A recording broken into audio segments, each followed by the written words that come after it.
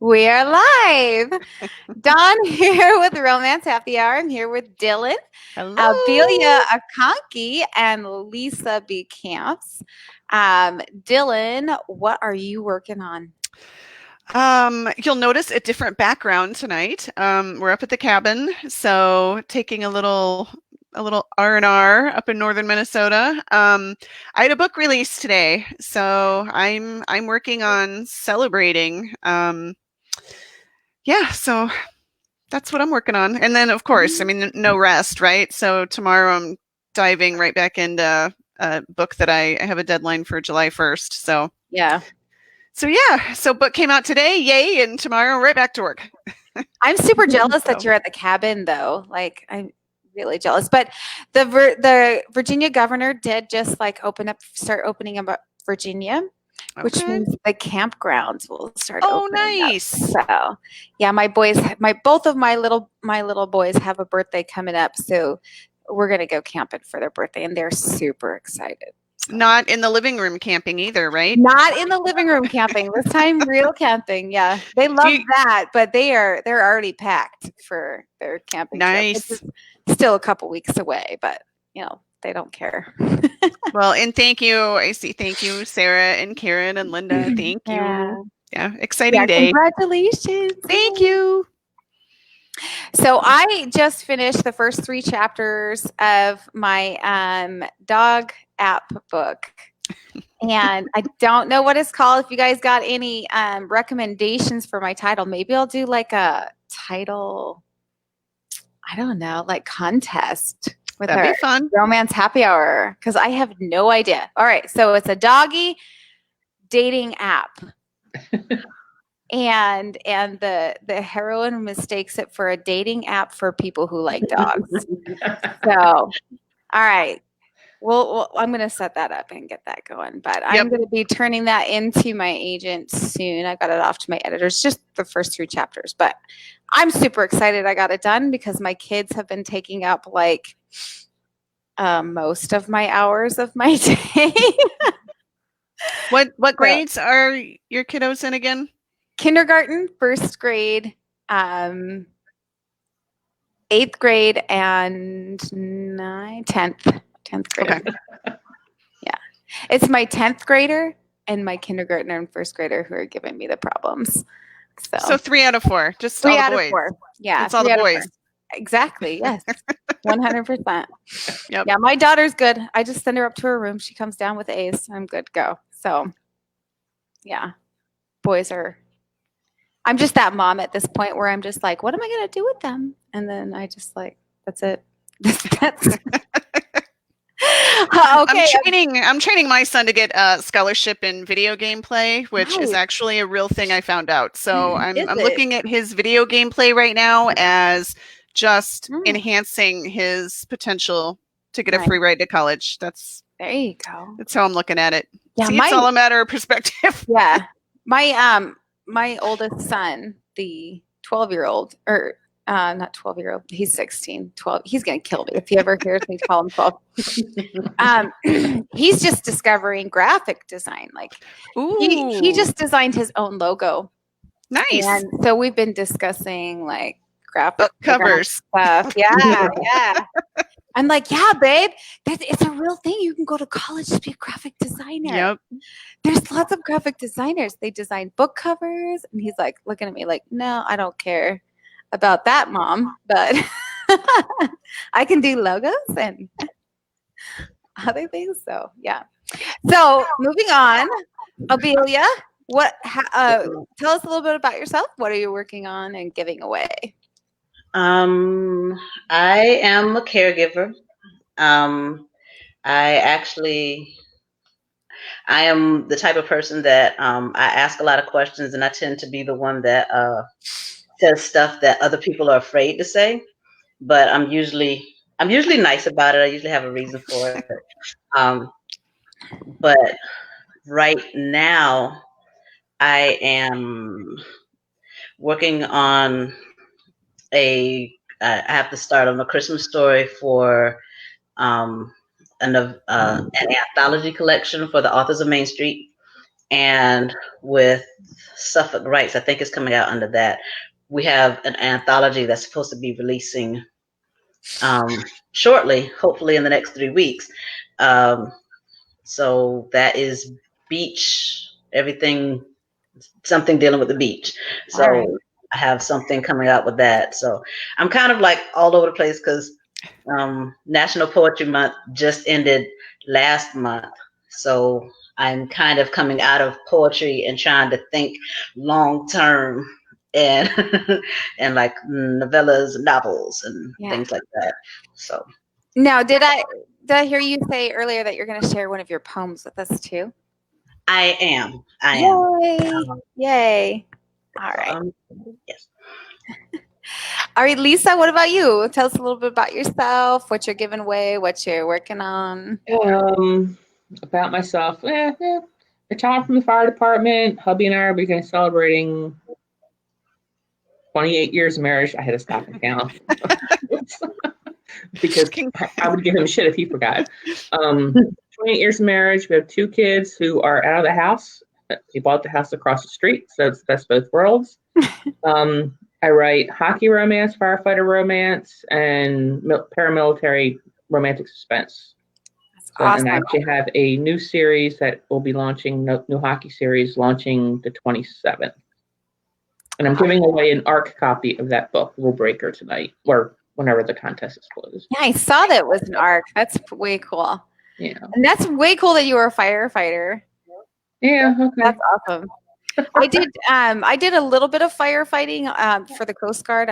It was like one of my billets was firefighting. I really Yeah, you suck can at have it. that shipboard firefighting. No. Yeah, That's a no. whole different coat. Not interested. No, I mean I'm not even gonna claim that. I was just like they told me to stand there and hold on to the hose, and that's what I did. And then I was like, because I was a gunner's mate, so I knew the guns, but we also had to do the firefighting and all that. Right.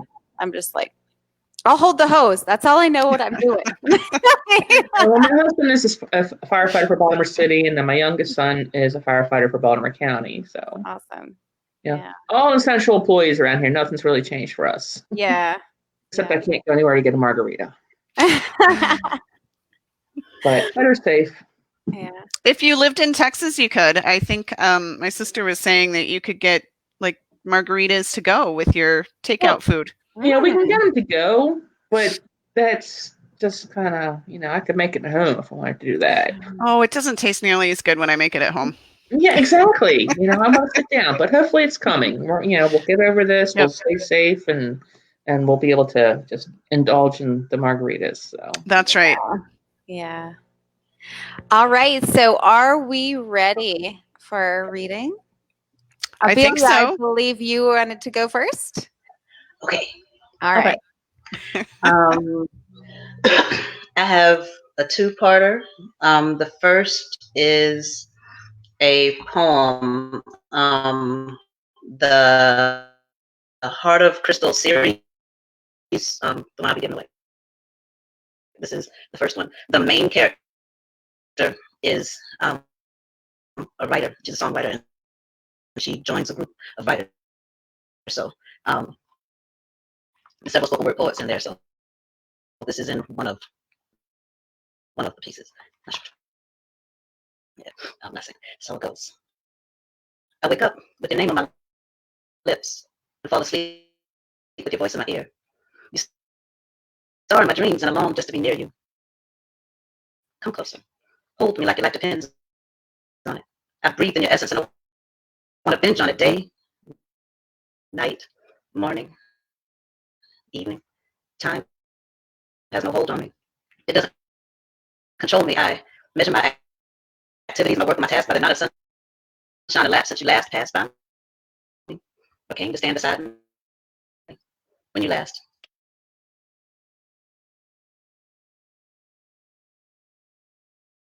Okay.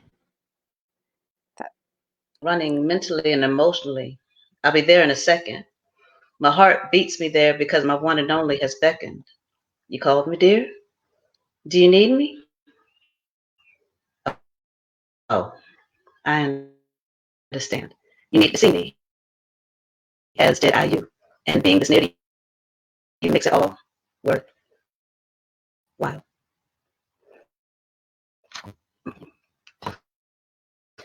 That is that one. I think the other is from a section from What Hey, Happens at the Beach. I don't have that one out. Abelia. Oh, I'm sorry. It was too fast. No, you're good. Yes, ma'am. You're glitching a little bit. For some reason, it's only when you're up there by yourself. So I'm gonna pop you out and then back in again. I did it once and it seemed to work. I'm gonna do it real quick again. So I'm gonna pop you out and back in. All right. You're up again. Let's see if that fixes you. Sorry. Okay. All right. You're Did good. you want me to? Okay. You want me to start from the second one or the poem? Do the poem again. Let's see if we can hear it. Okay. I wake up with your name on my lips and fall asleep with your voice in my ear. You star in my dreams and I long just to be near you. Come closer. Hold me like your life depends on it. I've breathed in your essence and I want to binge on it day, night, morning, evening. Time has no hold on me. It doesn't control me. I measure my activities, my work, and my tasks by the amount of sunshine elapsed since you last passed by me or came to stand beside me. When you last kissed me, when you last touched me. Distance isn't a deterrent. Call me, I'm coming. I'm calm when you see me, but inside I'm running mentally and emotionally. I'll be there in a second. My heart beats me there because my one and only has beckoned. You called me, dear? Do you need me? Oh, I understand. You needed to see me, as did I you.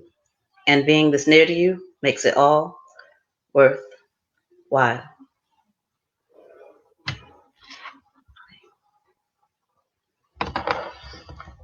Was that better?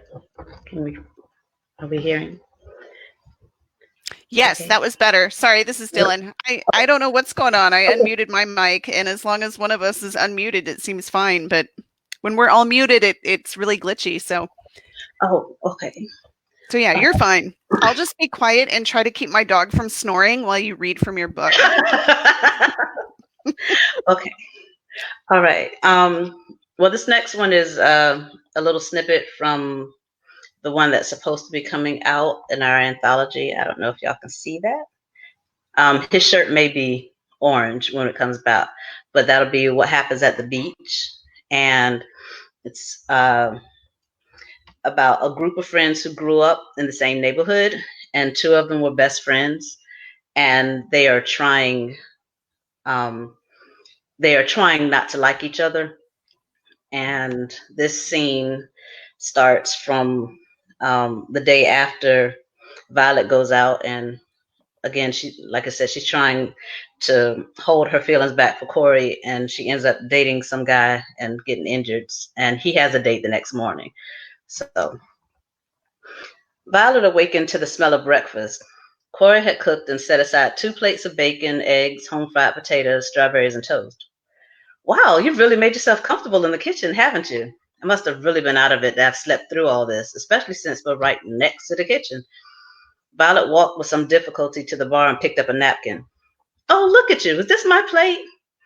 Corey did a light jog to where she was standing and carefully removed the plate from her hand. No, this plate is for Pam. Remember, she's coming over this morning. Violet felt her cheeks get hot. But I can whip you up something really quick if you want, he added. Oh, no need to do that. I was thinking that you had made a lot and you were trying to get me something so I wouldn't move around too early. But as you can see, I'm feeling better. Not up for a big breakfast, because I'm not a morning person. As Violet was trying to get her foot out of her mouth, Frank walked Pam to the breakfast nook. Violet thought Pam's outfit was too revealing. Hey, everybody. Hi, Pam, Corey greeted her. You remember Violet, right? Yes, hi, how are you?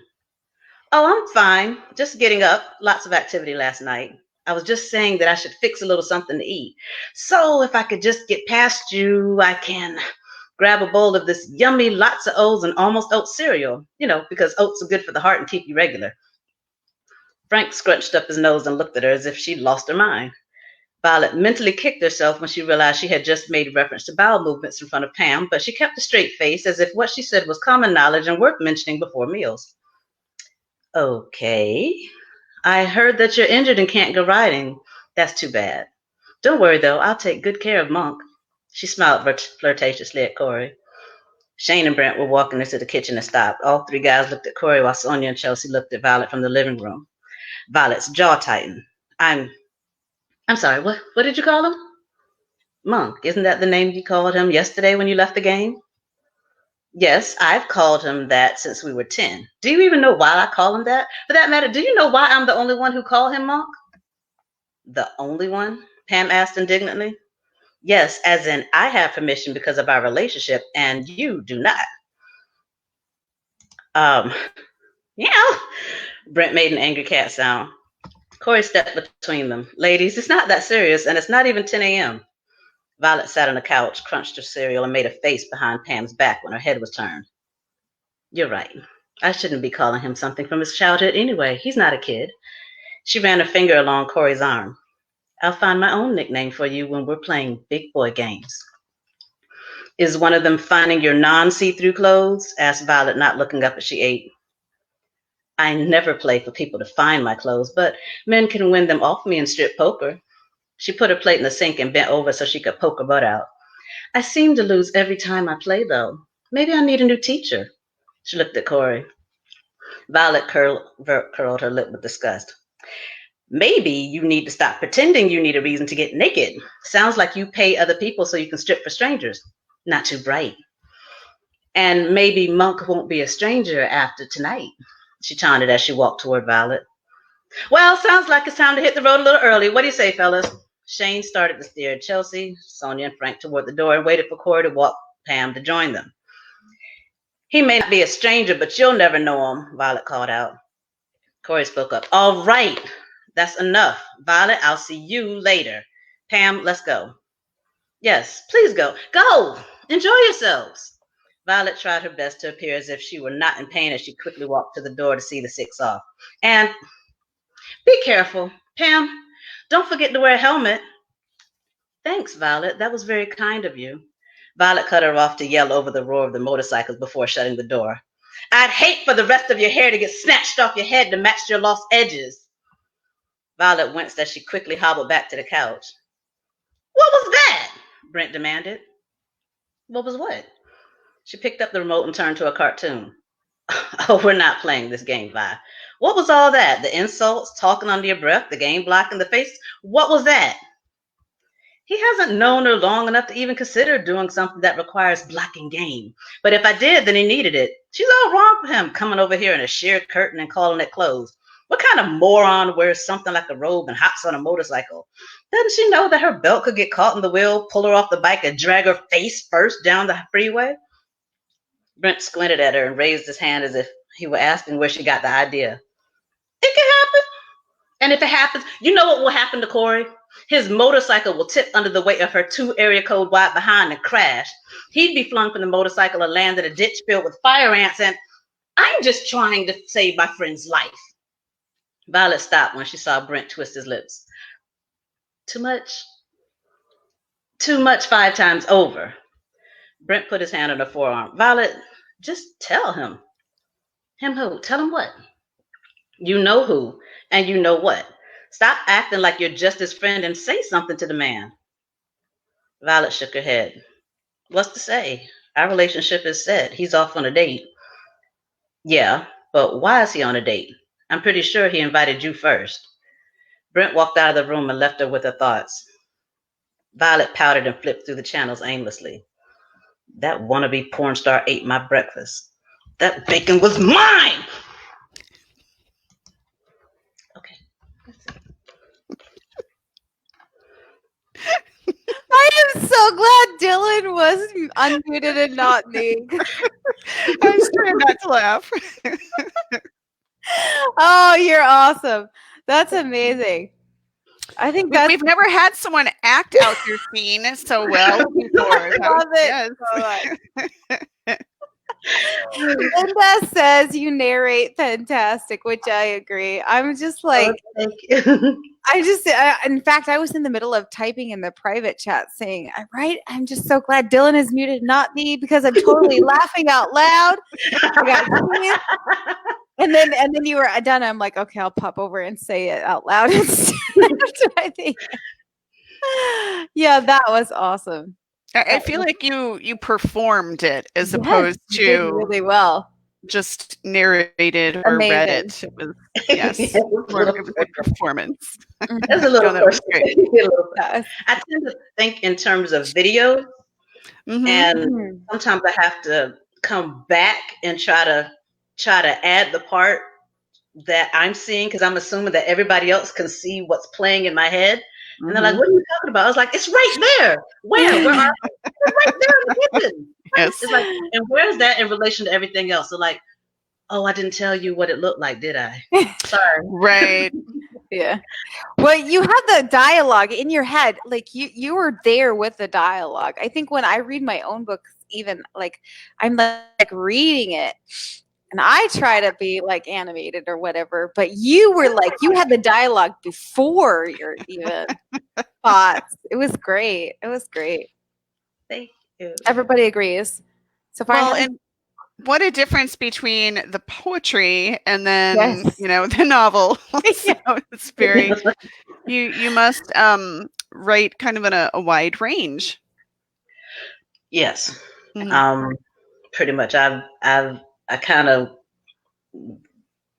go across with a variety of stuff, because really under the course, under most of what I write, I consider myself a true life poet, and with my background is in social services, so I've worked with a lot of people who had disabilities and various disorders, and in doing that, part of it has been seeing people use their strengths to do stuff, so that we're not shortchanging them and doing stuff for them, allowing them to keep their integrity and doing what they can. And then the other part of that is I've worked with a lot of people who've been abused and neglected. And sometimes what I find myself doing is speaking up for people who don't really have a voice. So with a lot of my stories, it's a lot of it is character focused. So you kind of hear the internal dialogue of the person and what they're going through, so you understand why they're reacting the way they're reacting. Yeah. So a lot of it is to it's interpersonal. So I'm trying to help people understand some of the things that cause people to react the way they react, whether it be because they've come out of like an emotionally abusive relationship and they didn't understand that it was abuse. They just thought somebody was just mean, or whether they've just been super shy and now they're around a whole bunch of extroverts and they're like, and then you're like inside, you're hearing, "Oh my gosh, what's going on? What's going on?" And then you're like, yeah. So that's that's a lot. Dylan's chuckling because she's the extrovert and I'm the introvert. Oh, come on. You're like the fakest introvert ever. I am not. Yes. Please, my neighbors think I'm fine. super snooty. My neighbors think I'm super snooty because like because I go on you're an introvert. I stay on the porch and I'm just like, don't talk to me. I'm trying to work.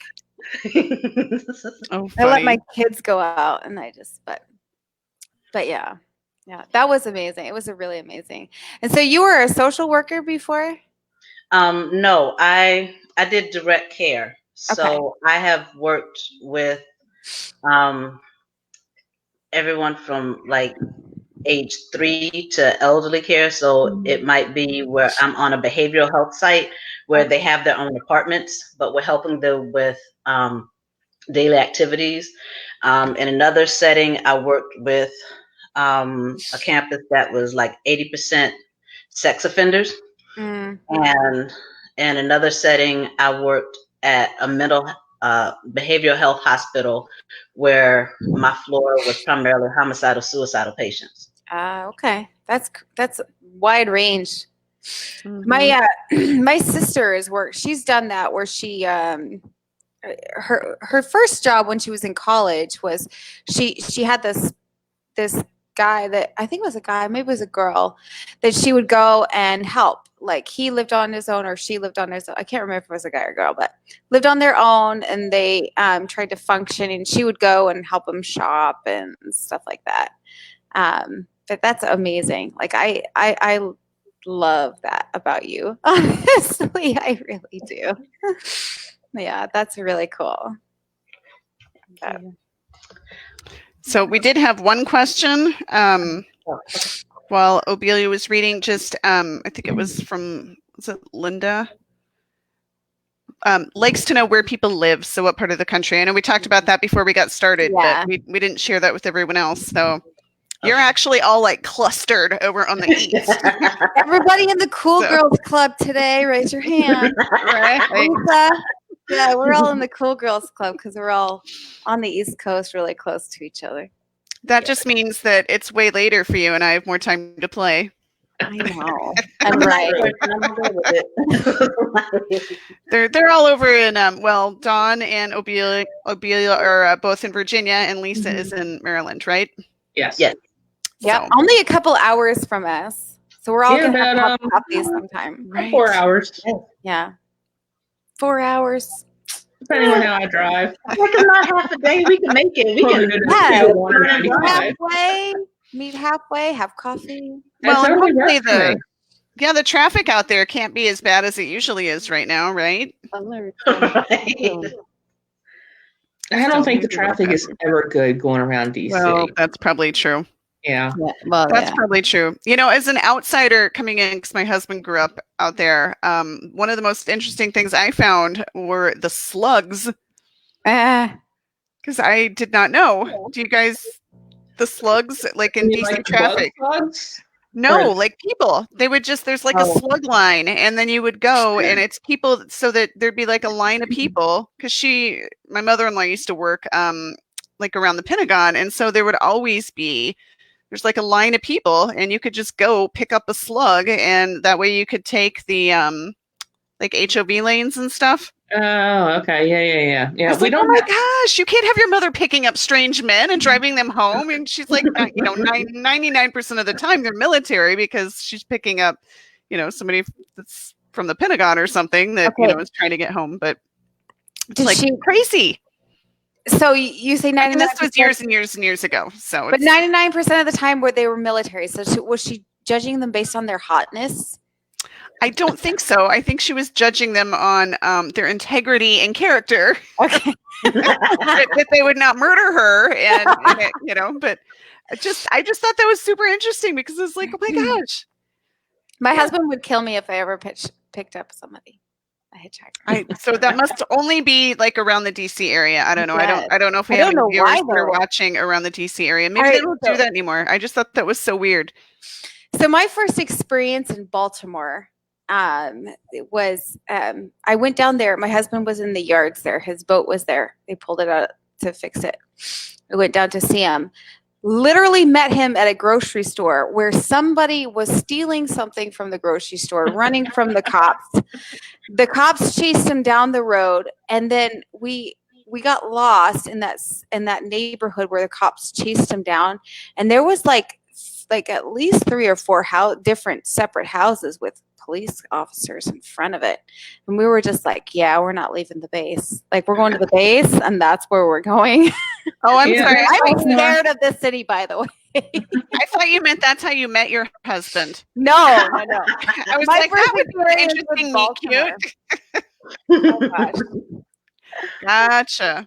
The interesting meet cute where the guy's like, stealing meat from the produce section? No, I didn't know. You just said that's where you met your husband. When you met your husband, it was like at a grocery store. No, I met my husband in Baltimore. Gotcha. See, I get where you were confused. Never mind, Dawn. I drove down Maybe to we should let Baltimore. Lisa read. He was there, and I met him. Lisa. Yes. You're from Baltimore, right? Or around that area? Well, I live north of Baltimore. My husband is a Baltimore City firefighter. So So that's a great segue into Yes, that is. That is a great segue. Do you my call fear it of it. Baltimore or do you Fear. call it Bulmer? Balmer. I'm very conscientious of how I say that. The one thing that I cannot correct how I say is what Obelia was just drinking, because I say water. My kids rag on me all the time for that because apparently it's not pronounced that way. But what can I say? It is what it is. That's all right. That's what makes you you. Yeah, I But love. yeah, whenever Go ahead. we would Dylan. go over there, and his friends would always be like, "Oh yeah, you can't say Baltimore. It's Balmer." Or, Yeah, I Balmer. can't even say it right. Balmer, hun. You know I'm saying it wrong. I love I didn't accents. know. I really do. I love going to places and hearing their accents. Texas, Texas has an accent. Dylan, I'm honestly surprised. How long have you lived in where you're at? I don't even want to say because it's like shameful. So you're telling me that you've lived there so long that you should actually have that accent by now. For Minnesota, Minnesota. some people think I do. I've lived here too long. Yeah, I never had the Texas accent though. So because You don't have any accent. You've been to you've lived in Minnesota, and you don't have either of those accents. Nope. It's crazy. I've managed to avoid it so far. Well, on that note, Lisa, let's hear your accent. Because it's my turn, huh?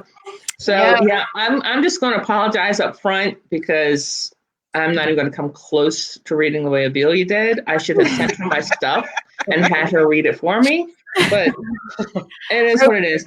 So they said we had 10 minutes. I'm going to do, like a chapter or two from each one. The first one to read is from, I don't even know if you guys can see that. It's Rule Breaker. This is book 1 of my New Orleans Bourdon series, which comes out May 27th. It's a hockey romance, in case you couldn't figure that one out. Like I said, I am giving away an arc of this on the giveaway as soon as I will start reading it as soon as I can figure out how to pull it up. Bear with me, I'm having technical difficulties. Alrighty. So I was told that we are keeping this clean. So I have to skip over the first part of chapter 1 because that's all sexy times, sexy times, sexy times. And I'm also going to try to go over the F-bombs because, again, they're hockey players. They cuss. So sexy times, sexy times, sexy times. We fell back to the bed, a tangle of arms and legs, the sound of harsh breathing echoing around us in the nearly empty room. I closed my eyes only for a second, only to be rudely nudged awake. Nathan, you're late. F it. The bed dipped as Addie climbed over me, her bare feet hitting the wood floor with a dainty sound. You told me to make sure you weren't going to be late. Come on, up you go. I groaned and rolled to the side, peeled open one eye and glared at the clock. Blinked until the glare morphed into shock, then vaulted from the bed with a loud oath. 5 minutes had somehow turned into 30, and I had no frickin' idea how. I caught Addie by the shoulders, pressed a quick kiss against her mouth, then raced to the bathroom. The water didn't even have a chance to heat up before I was done with the shower and drying off with no more than a few swipes of a towel. Addie was still standing near my bed, dressed only in black leggings that hugged each luscious curve and black leather lace-up boots with a thick platform heel that brought the top of her head to my chin. Her hair fell in a long wave over her bare shoulders. She tilted her head to the side and watched me get dressed in a pair of jeans and a plain t-shirt. Thank God we didn't have to do the whole suit thing yet. Addie would probably have a dozen questions I wasn't ready to answer if she saw me dressed in a suit. She pulled her bra on with a sexy little twist that had me staring again, then shrugged into a deep red blouse and quickly buttoned it. Are you going to be in much trouble? Nah, don't worry about it. Yeah, I probably was, but I wasn't going to tell her that. Besides, it wouldn't be the first time I'd been in trouble for breaking the rules. That was what had landed me down here in the first place. And knowing myself as well as I did, I sure as hell wouldn't be the last time. I shoved my wallet into my back pocket and grabbed the keys off my dresser before hurrying to the front door. Addie was right behind me, putting her last earring in place before running her fingers through her thick mane. I held the door open for her, caught her mouth in another quick kiss, and pulled the door closed with a loud click. We took the elevator down the lobby, then stopped outside into the oppressive September heat. One last kiss, then Addie turned left, heading along Iberville Street in the direction of Bourbon and whatever it was she did when I wasn't around. Work, maybe. Or maybe she was meeting friends to get an early start on the nightly festivities that never seemed to end. Wasn't my business, not really. I watched her walk away, thought about calling her back to remind her of our plans for later, then caught myself before doing something so terminally stupid. If we hooked up, we hooked up. No need to remind her. Addie was a one-night stand, an extended one maybe, but still a one-night stand. Sex, fun, no commitments, more sex. It worked for us. Trying for anything beyond that would be a death sentence. I turned right toward the ramshackle garage I paid extra for each month to get my car. If luck was with me, traffic wouldn't be an issue, and I could make it to the joke the owner of the New Orleans Bourdons called a practice arena without too much headache. I wasn't expecting the luck to be with me, though. It hadn't been for the last 18 months. Why should now be any different? Chapter 2. Excuse me a second.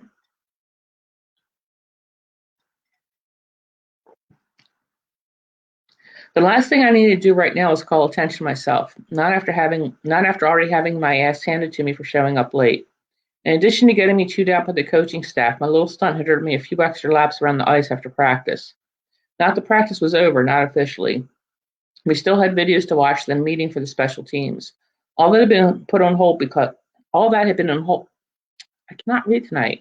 All that had been on hold, though, because the owner of the Bourdons wanted to hold an impromptu meet and greet with the players. That would have been lame under any circumstance. Given the fact that we'd already met the owner, it moved beyond lame and was rapidly heading in the territory of just plain pathetic. What made it even worse, and was causing me to damn near choke to death from the laughter I was struggling to hold in, was the fact that the owner was showing off her new uniforms. Not just showing them off, but doing it proudly. Like what he was holding up wasn't a frickin' embarrassment to every single man crowded into the overheated confines of the musty locker room. Like it wasn't bad enough that the name of the team translated into some kind of bumblebee. Like it wasn't insult enough that the logo was some stupid-ass bee designed to look ferocious, but who ended up looking more like he was constipated instead. At least that's what I saw when I looked at the damn thing. And there was no way I couldn't look, not when the logo was emblazoned in shimmery lame on the front of the bright purple sweater the owner held up in front of him. The only thing more hideous than the sweater was the Kelly green shorts that we were expected to wear. We were going to be the laughingstock of the league, no doubt about it. Forget the fact that we hadn't gelled yet as a team. Forget the fact that the Bourdons were brand new to the league thanks to last year's expansion. Forget the fact that our play pretty much sucked, something the coach didn't hesitate to let us know every day I'm second of practice. As far as I was concerned, none of that mattered. We could hold the number one seed and there wasn't a damn team around that would take us seriously, not when we're being outfitted to look like some character of a Mardi Gras nightmare. How in the hell did he even get the new uniforms approved by the league? It wasn't even close to what had been shown a few months ago. I'd heard that Gerard Landry, the owner of the Bourdons, had money and connections, but I hadn't realized how much. It had to be a shit ton, though, if he was being allowed to get away with the atrocity he was proudly displaying. I ran my knuckles over my pursed mouth and tried to disguise my laughter with a choked cough. I may have gotten away with it, too, if I hadn't made the mistake of looking over at Tristan Holland. Our eyes made contact, and I saw the same outraged disbelief on his face that was churning inside me. The dam broke my self-control, my choked laughter spilled out, the sound harsh and entirely too loud. Some of the other players started laughing as well, the noise cresting around us like a giant wave. The wave came to an abrupt crash, courtesy of a single word bellowed from our head coach. Enough! The choked laughter and strangled snickering disguised as coughs quickly faded as the coach's gaze swept around the room. That gaze landed on mine, held it for a few seconds too long enough to let me know that I had effed up again, then moved back to Landry with a nod. The older man straightened his wide shoulders and smiled, an actual smile, like he was damn proud of the hideous monstrosities he held up for display. After practice, each of you will be issued official team gear.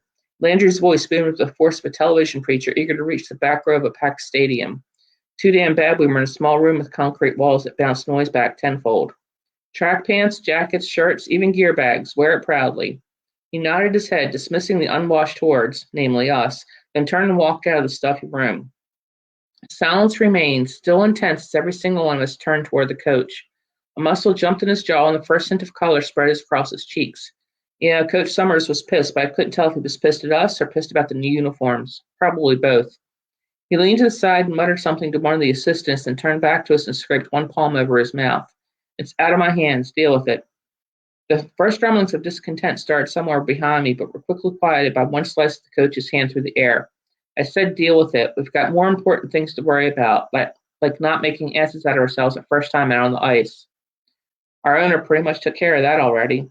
The muttered words came from Dylan Gleason, standing a few feet behind me and to the left. They were low enough that the coach shouldn't have been able to hear him, but his head jerked in our direction anyway.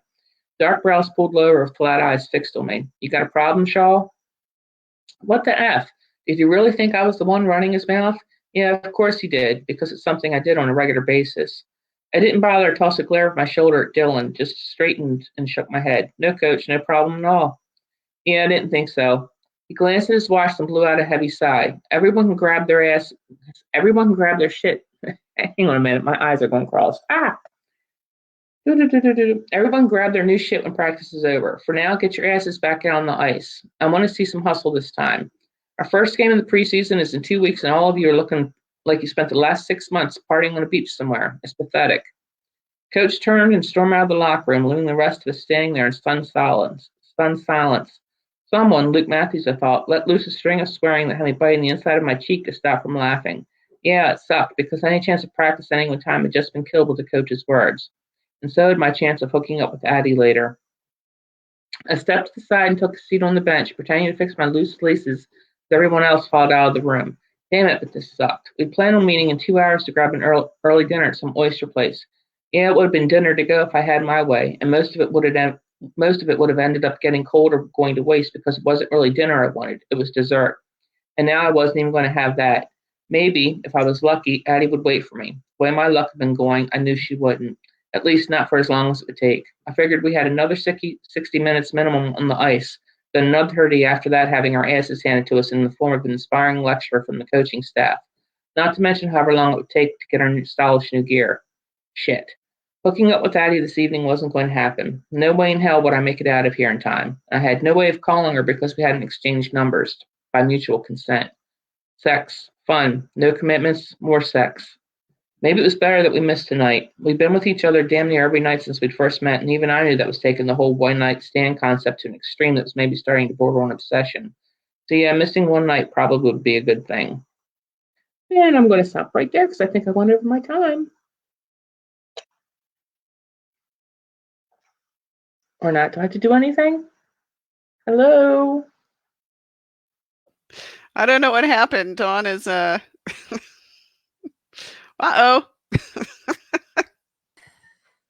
I'm here by myself. What's going on? No, we're coming. I don't know what's going Okay. on. My computer's glitching. Oh, there we go. Okay. Yeah, it was weird. I was like trying to get a second there. I do not read well out loud. Oh, I thought you did a great job. Yeah. Nothing like Obelia. The pressure was on. I mean, come on. It's not the important part. We heard you. We got the message. We were following you. That's what's important. And Obelia was worried that hers wasn't as sexy as yours at the beginning. Well, yeah, hers was more sweet. And she's like, I want to go first. Oh, you guys are so funny. I love me some hockey players, I gotta say. there is something about hockey players. That is the only sport I can sit my ass down and actually watch. Like I will watch a hockey game, but I will. It's the only sport that counts. Yeah. That's the only sport that So it's counts. exciting. Yeah. Yeah, they get in like fist fights, and you're like cheering them on and shit, and you're like, Oh man, there is just something. Yeah. Yeah, and of course, you know, I'm repping my team here. nice. Nice. When it comes to that. Was that on purpose? Absolutely. Yay! If I wasn't on camera, I'd be in a cruddy old T-shirt. Yeah. I actually straightened my bangs, you know. Come on now. No, I thought that was hysterical. I'm glad I was muted because when you were talking about the new uniforms and I was picturing them looking like total Mardi Gras and LeMay. So I can't imagine that would go over well. Oh, Linda's correct. She's from Canada. And you know they love their hockey up in Canada. So Linda knows herself some hockey. So if anybody has questions for Lisa or Obelia, post them in the chat. I wanted to ask, I mean, have you spent much time in New Orleans? I mean, you live in Baltimore now, so I am Maryland born and raised. Okay. But I love New Orleans. There's something about the city. I absolutely love it. My husband and I have been there quite a few times. I've been there. Well, actually, the first time I was there when the RWA conference was there back in, God only knows how long ago that was. and I kind of fell in love with it then. Yeah, and I did not realize until my first trip to Nashville that you go to New Orleans for the food and you go to Nashville for the party. Because people in Nashville drink a hell of a lot more than people in New Orleans, which just surprised the hell out of me. I was not expecting that. I did not know that. Yeah. I will keep that in my vault information. Yeah, I mean, the advantage to New Orleans is you drink on the street. I actually lived in New Orleans for 6 months, but I was only 6 months old. What do you mean? You're the one that's always lived everywhere, so I don't remember a thing. Listen, but I have lived everywhere, but you have lived in cool places. So. Oh, okay. I mean, New Orleans. I don't remember New Orleans. So the story goes that my mom saw a chameleon run across the table while she was feeding me baby food and called my dad at work and said, "There's a baby alligator in our house. I'm leaving. You can come with me if you want, but I'm out of here." So yeah, we did not spend much time in New Orleans. And then it was back to the Midwest. That's funny. But I would love to go back now. There's just so much history, but I get nervous about writing about some place like New York City or New Orleans, where it's just there's so many iconic landmarks and so many people love it. So how do you do your research on the city and everything? I mean, if you've been there several times, then you probably know your way around. I mean, it was nice being there, but Google Maps, and Google are great, and the links and everything. Yeah, just to verify things, and then checking with some friends. Hey, I need somebody who's really familiar with New Orleans. What you got? Yep. Yeah. Go ahead, Dawn. You look like you're going to say something. Well, it doesn't have to do with New Orleans. It has to do with lizards. Oh, I was going to actually go to the questions in the chat. I was going to say I was involved, and I'm not going to say I was the main person to do it because I wasn't. Fed an iguana beer-soaked French fries in Cuba. Okay. I'm just going to say I was involved. I'm not going to say I'd give it to him.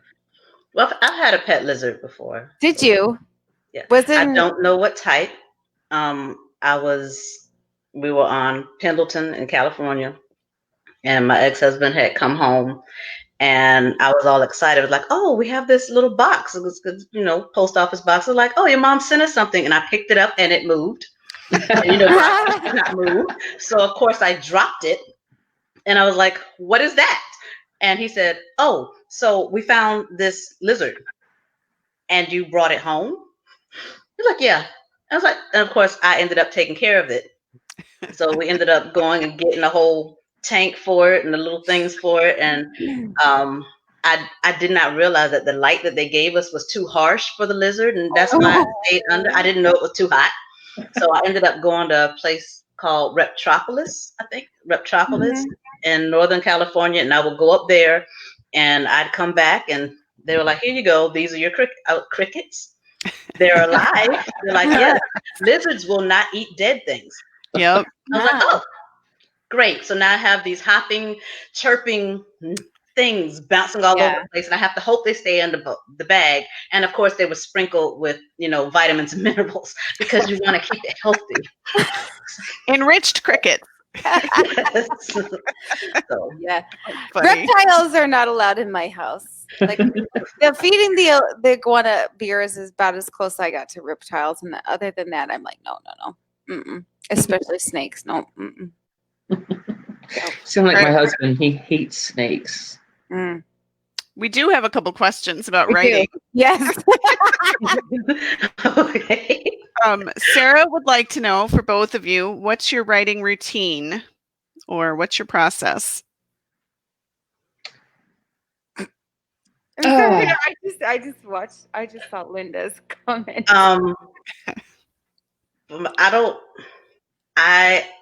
It depends on my project. For poetry, a lot of stuff tends to be very concentrated in the space of about 3 to 4 minutes. So what usually happens is that I end up like a tea kettle, and I wait till it's like boiling and like that steam comes up, and that's how it comes out. And then with others, I try to pace myself, give myself a deadline as to when I'm gonna have it done, and I aim for like 1,700 to 1,900 words per chapter. I'm like, I'll finish when I finish the chapter, and then I'll start the next section. So you can sit down and write an entire chapter in one day. Or do you usually like kind of pace it? So what is your word count for the day? Usually. It really depends. And my best is about a little under about 23,000 words in about 5.5 days. Wow. Good. Sometimes I'm stalling forever trying to get this thing out, but then once it comes out, I can pump out about 20,000 words in about 10 days. I've been stalling since 2016 for one book, so I understand. Because that whole pantsing plotting thing is like when you go from one to the other, it's like, okay, now how do I make this work? Yeah. What about you, Lisa? Sorry. I'm almost embarrassed to say now. So I'm a total pantser. I just took the WBF Write Better Faster thing. Yes. And I have learned, with my strengths that I don't need to write every day because that whole intellect inputs, whatever stuff.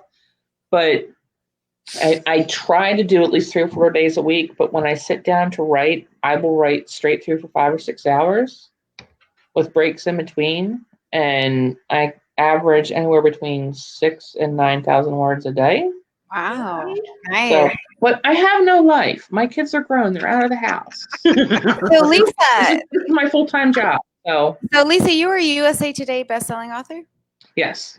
So tell us about that. We hit with a hockey holidays anthology. Nice. So I've come close, but not quite close enough with a single book. But the hockey holidays anthology, and the funds for that went to USA Warriors. Okay. Oh, nice. Oh, okay. Yes, so that was really cool. That came out a year ago this past Christmas, so in 2018. And it was so cool because we were doing some promo and everything for it. I was tweeting it, and it was really cool because USA Warriors actually got behind it as well. So we were allowed to use their name and all the promo. Because a lot of charities don't let you. So they were tweeting it, and I was retweeting it, and Oshi actually picked up one of the tweets and tweeted for us. So very cool. That's pretty cool. I was all excited about that. And then we got the word that it hit, and I was like, "Oh my God, no way!" So that was very cool. Yeah, that's awesome. Let's see. Karen wanted to know: do you write a little something every day? It sounds like Lisa, you may or may not, depending on kind of what's. I don't have to. I always thought I did until I learned to question the premise and realized I'm one of the authors that don't have to write a day. That being said, I cannot go more than 3 or 4 days without writing because I just get twitchy and it's therapy. I lose it. Yeah. Yeah. That's what I told my husband. I've been like really, really wound up and tight and just like anxious and wanting to kill all my kids. And don't do that, Dawn. And then I said, okay, let's get all your homework done in 3 days so I can have the next 3 days to write. And I wrote for 3 days. And now I'm like totally chill. And my kids love me. So we'll see what happens in the next couple weeks. But yes, Obelia, what about you? I don't think I write every day, but I feel as if I haven't been productive if I haven't written anything. It doesn't matter if I've, done some marketing, promotion, and everything else. I'm like, if I haven't physically written something out, I feel like I've wasted time. So sometimes what happens is the people that are connected to me will hear all sorts of random and completely unimportant information about my day, and I've written a whole entire short story about the snowflakes that fell, and how it attacked me. In southeastern Virginia, we don't get a lot of snow. It flurries and we start panicking. So if I can't write on my project, I'll usually torture my friends with unnecessary stories. Hey, it's still writing. It's still words on a page. Yeah, Yes. it counts as therapy. Like I say, therapy, so much therapy. Well, and one more question. Linda wants to know, have you been writing more or less with the coronavirus? Everything that's been going on around that. Has it affected your writing at all? So for me, the first what month? March? When did when did we everybody go to lockdown? Like in March? March 13 for us. Yeah, March 13. Yeah, because I think Maryland and Virginia were real close. Yeah. And doing everything together. The first couple of days was no big deal. Then all of a sudden, I fell into the rabbit hole of looking at all the news and Facebook and this and that. And I mean, like literally, that's all I was doing. And I just, for 4 weeks, I think, I think I may have written 5,000 words during that entire time. Ended up pushing a pre-order back. I couldn't focus on the writing. And I was like cussing myself. I'm like, this is not like me. Why am I doing this? Why am I doing this? So, but I'm over that now. I'm done. Go away. Well, I think that when it starts to shift from, oh my gosh, we don't really know what's going on and we don't know what to expect, to, okay, welcome to your new normal. It's hard to kind of try to get into some sort of routine where it's. How about you, Obelia? I didn't. I thought I would. I was so excited because I was like, I'm going to be home because I work from home anyway. But I was like, I'm going to be home. But then everybody else was home. I'm like, it's only nice when you go away. Yeah. Like when you're here with me, what am I supposed to do with this? Yes. So it really threw me off. Right. So I didn't really start anything probably until like mid-April. I just finished up a couple of things, but yeah. Yeah. Well, you beat me because I got about last weekend is when I finally got to write again. I'm like, okay, you kids I'm writing. Yeah, it was really weird because I was not expecting to have that issue.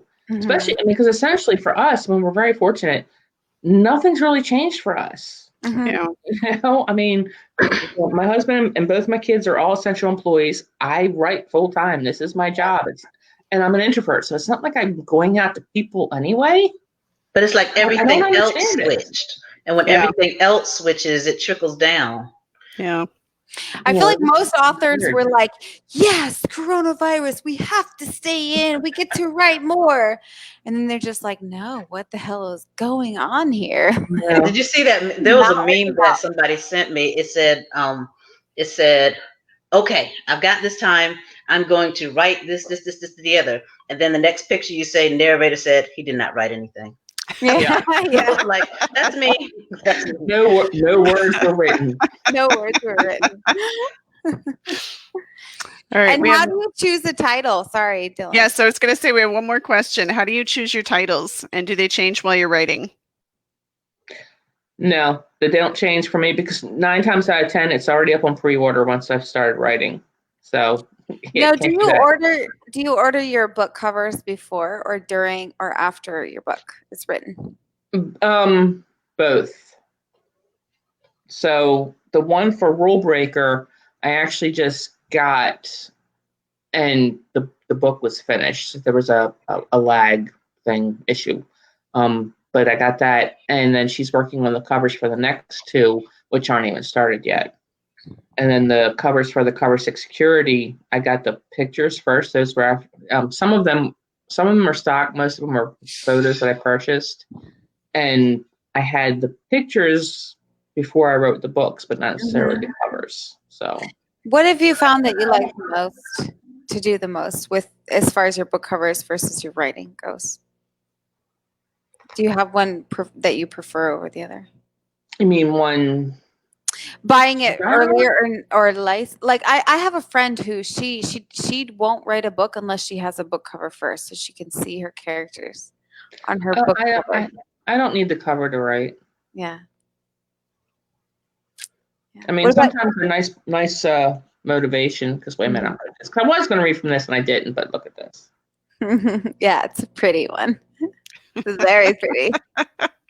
That was a photo that I bought from Eric Battershell. The model's name is Stefan. Oh my God, I'm going to space on his name. Stefan something or the other. But I was like, damn, I need that picture. That might have been a little bit of inspiration, but yeah. What about you, Obelia? I usually pick mine after they're done. The only time I had it done beforehand was for the series, especially since I wasn't sure I could get the same cover artist.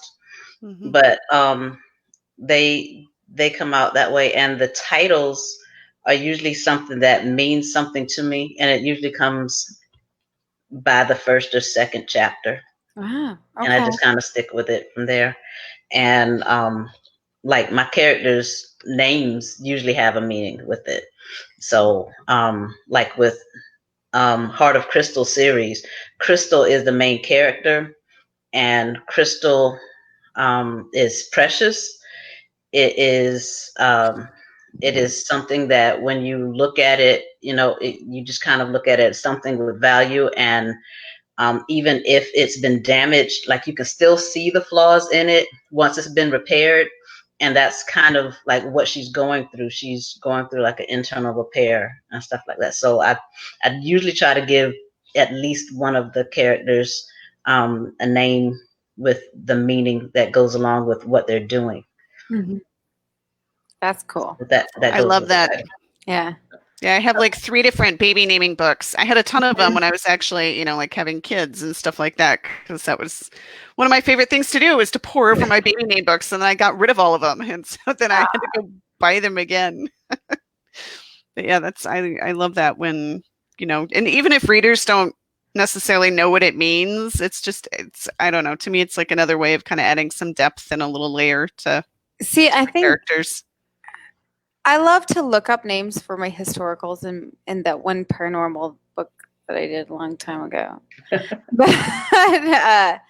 But for like contemporary ones, I just think of, I always Google popular names in, 18 or 1985, like when he would have been born or whatever. And then I'm like looking through that, like even with historicals, I do that.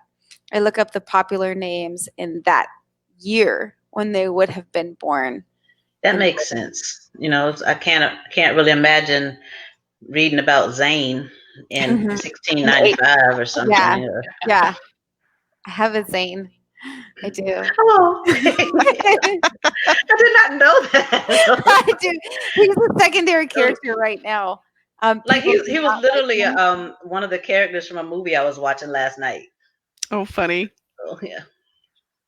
Or am I the only one that's not frozen? Oh, okay. Are we frozen? You were. Was I not? Oh, goodness.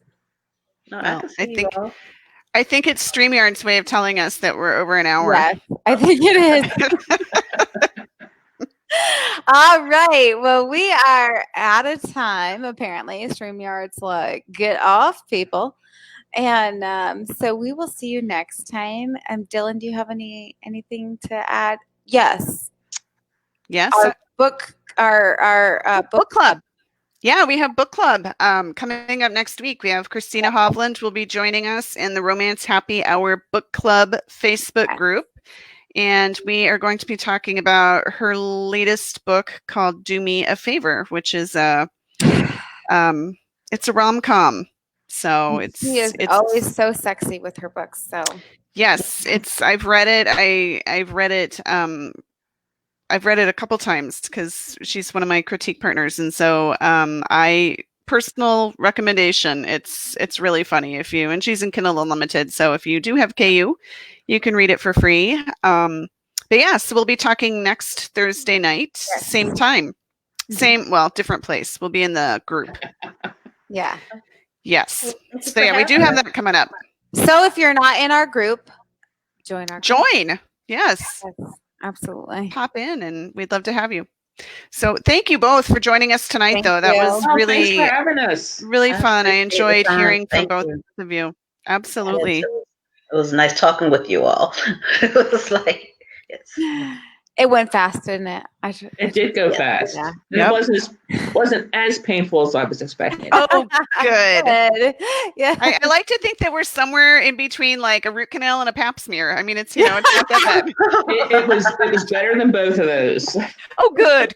Oh, yay. All right. We're going to say goodbye in All right. just a few seconds. So